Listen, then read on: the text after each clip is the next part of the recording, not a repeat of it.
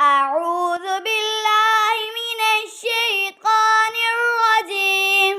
سورة الممتحنة مدنية. بسم الله الرحمن الرحيم. يا أيها الذين آمنوا لا تتخذوا عدوي وعدوكم أولياء تلقون إليهم بالمودة وقد كفروا بما جاءكم من الحق يخرجون الرسول وإياكم أن تؤمنوا بالله ربكم إن كنتم خرجتم جهادا في سبيلي وابتغاء مرضاتي تسرون إليهم بالمودة وأنا أعلم بما أخفيتم وما أعلنتم ومن يفعله منكم فقد ضل سواء السبيل. إن يثقفوكم يكونوا لكم أعداء ويبسطوا إليكم أيديهم وألسنتهم بالسوء وودوا لو تكفرون.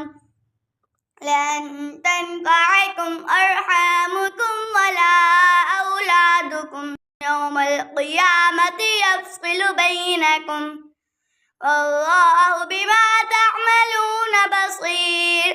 قد كانت لكم أسوة حسنة في إبراهيم والذين معه إذ قالوا لقومهم إنا براء منكم ومما تعبدون من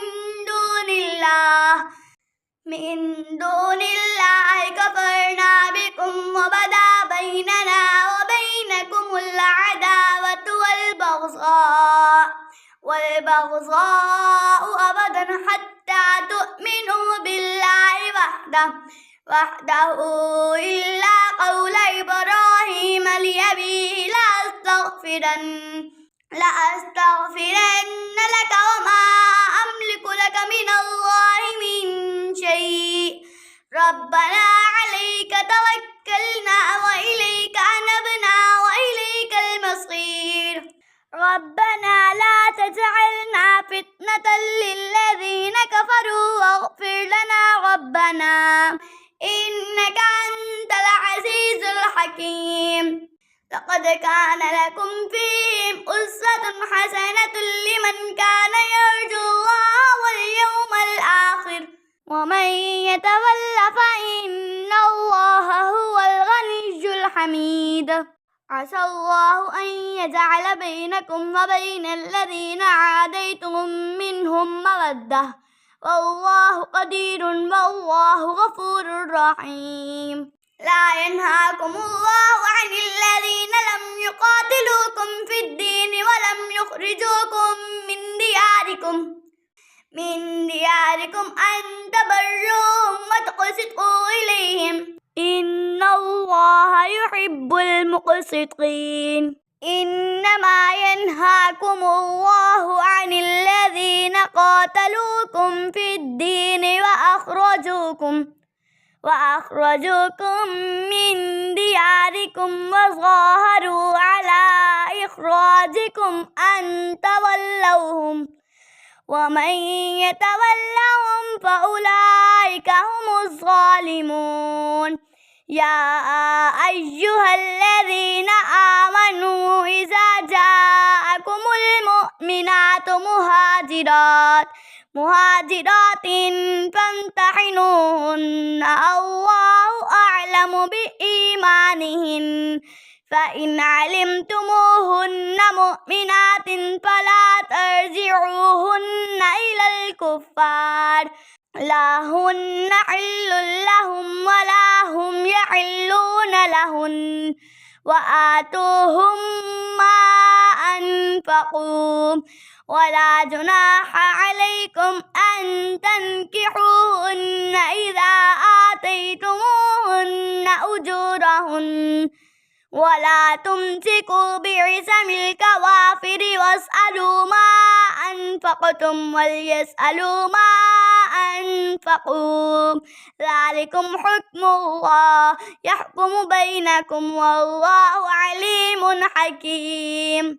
وإن فاتكم شيء من أزواجكم إلى الكفار فعاقبتم فآتوا الذين ذهبت أزواجهم مثل ما أنفقوا واتقوا الله الذي أنتم به مؤمنون. يا أيها النبي إذا جاءك المؤمنات يبايعنك على أن لا يشركن بالله شيئا